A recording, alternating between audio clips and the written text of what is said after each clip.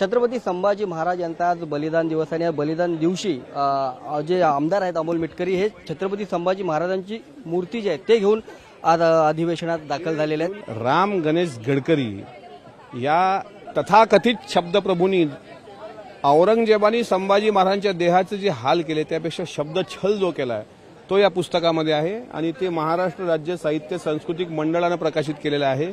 अशी पुस्तकं बॅन झाली पाहिजे आणि संभाजी महाराजांचा दैदिप्यमान इतिहास हा चौथीच्या पाठ्यपुस्तकापासून सीबीएसई पर्यंत, मी तर म्हणतो अगदी नर्सरीपासून सीबीएसई पर्यंत हा अंतर्भूत झाला पाहिजे आणि संभाजीराजांचे तैलचित्र विधान भवन आणि मंत्रालयात असली पाहिजे।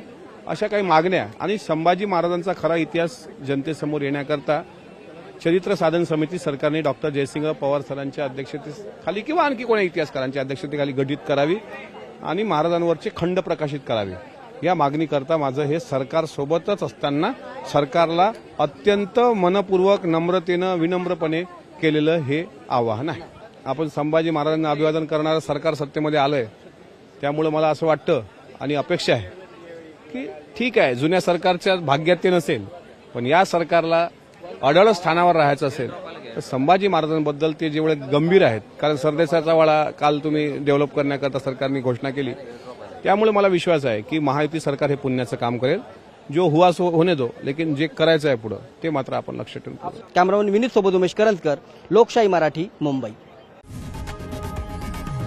लोकशाही मराठी ऐका, पहा, जागरूक रहा।